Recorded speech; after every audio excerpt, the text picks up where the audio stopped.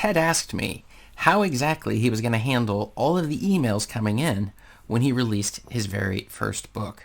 And that's one of the reasons today we're going to talk about myths about success in self-publishing. This is Chris Baird from selfpublishingmadeeasynow.com, where self-publishing doesn't have to be so hard.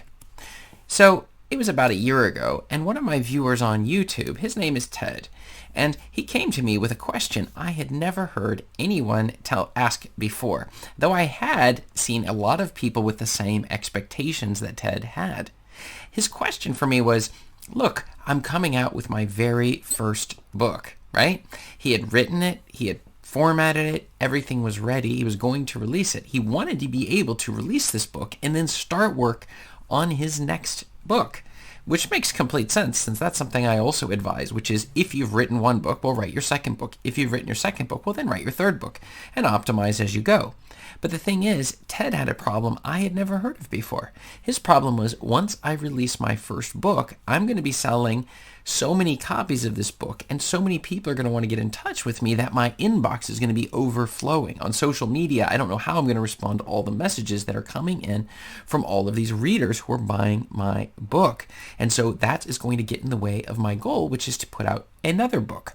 And so he was coming to me with exactly this exact question. The thing was, he had seen the success of other people, the absolute top sellers. Sometimes they would literally just write a book, release it on the market, and it would explode. They would be seeing millions of sales or hundreds of thousands or whatever of their book as it hit the market. The problem is that what was at stake was that he would be using so much time responding based upon these thousands and thousands of readers and the people who are buying his book. How in the world was he going to have time in order to get his next book? And that would create a barrier. He wasn't even sure how he should release the first book, because once it comes on the market, so many people would be buying it that it would slow things down. So the first thing was, he looked at these other books and he could see, well, maybe if I don't give them my email address, they won't be able to contact me better, right? And the second thing he looked at was that he looked at the quality of his book and realized his book was equally as good as the absolute bestsellers.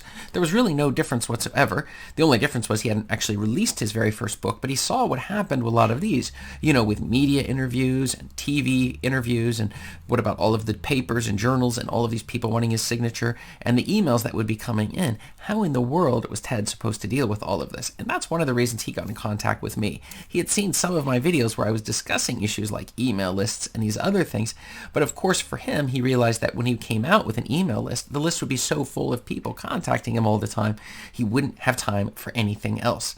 But the thing I commented to him is that there are myths around this whole entire subject of self-publishing. And one of the key myths is the idea that if you publish it, your readers will come. That was a little reference from the 80s, right? If you build it, they will come, which was, which film? I can't even remember. Let me know which film that was. It was the baseball film where, the ghosts were telling him if you build a stadium, they would come, and these great baseball players of all time came. And so in his mind, if I write the book, the readers will come. And this is a huge myth that so many new beginners, authors, first-time authors, discover very quickly. It is the fact that when you release your very first book onto the market, you will not see it explode unless certain things are in place. But those things you need to get in place are not obvious, that first-time authors are simply not going to remember or be able to actually go about doing.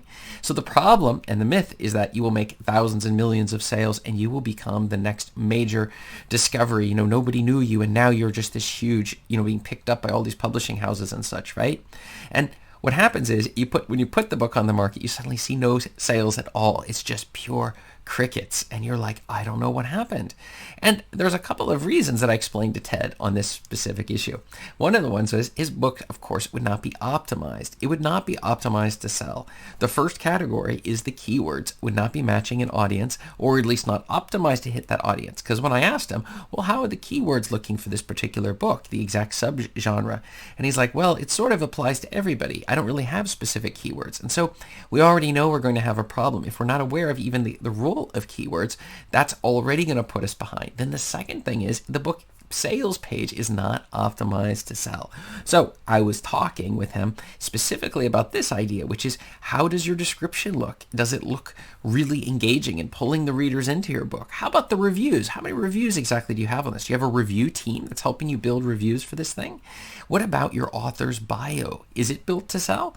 And the look inside, is your book formatted properly in order to go about getting the sales you're going to need? And the pricing, are you choosing a pricing model that is going well? And the categories that we're choosing, among other things, a whole list of things. And the cover itself, is this a cover that is built to draw readers in? Do you even know what that means? And do you see the problem here is each of these categories in optimization for Ted was so impossible for him to know, because after all, it's his very first book.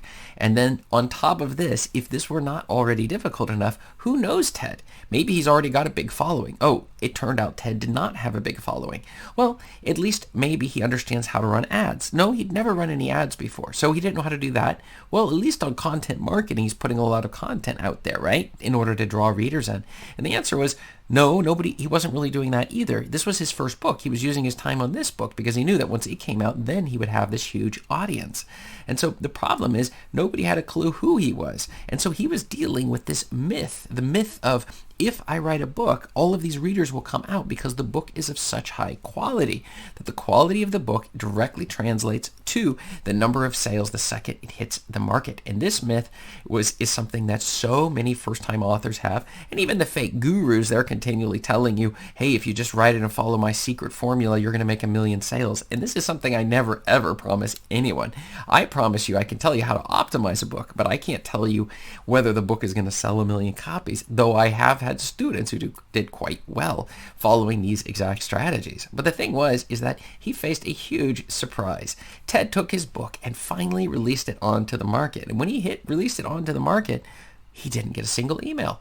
Where were all of his readers? In fact, he did get a few purchases from people he already knew, and then it was a little bit of a trickle, but nothing spectacular. And these people were not even reaching out to contact him. I mean, he had his email address in the book. He did decide to do that, even though all these people were going to be contacting him. And what about the TV shows and the papers and all of these things? He discovered, well, this wasn't at all what he expected. And then the key was he realized that his real problem was not what he thought it was. He thought it was a problem of controlling all of now that he would be a celebrity. He thought that was going to be the problem, but in reality, it was the opposite problem, which is handling the fact that your book isn't going to sell itself. It isn't going to sell unless it's optimized and we're doing marketing on it and building a name for ourselves around the brand. And 2, making sure we're choosing a niche and subgenres that specifically are targeting a profitable niche where there are a lot of readers buying books, but very few books on that specific niche. In particular, you may even sub-niche so that your name can be associated with the exact type of book that you're writing.